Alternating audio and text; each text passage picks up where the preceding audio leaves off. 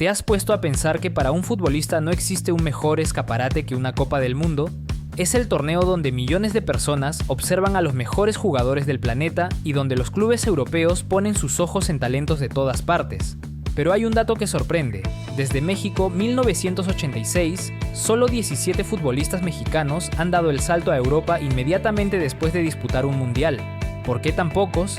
Y lo más importante, ¿podrá la generación de 2026 cambiar esa historia? Todo comenzó precisamente en el Mundial de México 1986. Aquella selección abrió una puerta que parecía imposible de cruzar. Javier Aguirre llegó al Osasuna, Manuel Negrete fichó por el Sporting de Lisboa y Luis Flores emprendió su aventura con el Sporting de Gijón. Era apenas el inicio de una tendencia que, con el paso de los años, avanzaría mucho más lento de lo que todos imaginaban. Después vino Francia 1998, donde únicamente Germán Villa logró emigrar al Español. 4 años más tarde, tras Corea-Japón 2002, Manuel Vidrio encontró una oportunidad en el Osasuna. Parecía que los clubes europeos seguían viendo con cautela al futbolista mexicano. Sin embargo, todo cambiaría en una edición que muchos recuerdan con cariño. El Mundial de Alemania 2006 marcó un antes y un después. La selección dirigida por Ricardo Lavolpe dejó una imagen muy positiva y eso abrió varias puertas al mismo tiempo. Carlos Salcido fichó con el PSV Eindhoven. Ricardo Osorio y Pavel Pardo llegaron al Stuttgart, mientras que Francisco Fonseca firmó con el Benfica. Nunca antes tantos mexicanos habían emigrado a Europa después de un solo mundial. Aquella generación demostró que el talento mexicano podía competir al más alto nivel. Antes de continuar, quiero hacer una pequeña pausa para agradecerles. Hace muy poco comenzó esta aventura con el Capi Fútbol y ya logramos nuestra primera meta, más de 100 suscriptores. Muchísimas gracias por cada suscripción, cada comentario y cada me gusta. De verdad significa mucho para mí y como lo prometí desde el inicio del canal, el regalo sorpresa sigue en pie. Muy pronto, en uno de los próximos videos y también en las publicaciones de la comunidad, les compartiré la dinámica para participar. Así que activen la campanita para no perderse ningún detalle. Y ahora sí, vamos por la siguiente meta, los 500 suscriptores. Estoy seguro de que con su apoyo la conseguiremos muy pronto. Gracias por formar parte de esta comunidad. Ahora bien, si hablamos de historias exitosas, es imposible no mencionar a Javier Chicharito Hernández. Su caso fue diferente al de muchos otros. El Manchester United anunció su fichaje incluso antes de que comenzara el Mundial de Sudáfrica 2010. Una decisión que despertó dudas entre algunos aficionados ingleses, ya que pocos conocían realmente al delantero mexicano. Sin embargo, todo cambió durante la Copa del Mundo.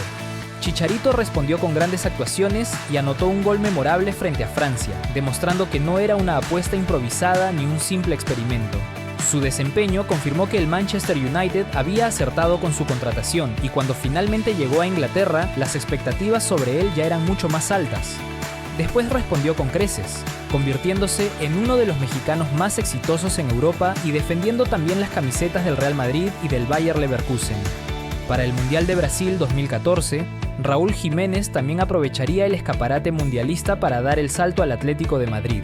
Aunque su mejor versión llegaría con el Wolverhampton, confirmó que los delanteros mexicanos también podían competir en las mejores ligas del mundo. Existen además casos muy particulares. Rafael Márquez regresó a Europa después del Mundial de Brasil 2014, aunque su legado ya estaba escrito gracias a su brillante etapa con el Barcelona. Algo similar ocurrió con Guillermo Ochoa, quien volvió al fútbol europeo tras Qatar 2022 luego de haber construido una larga carrera en el continente.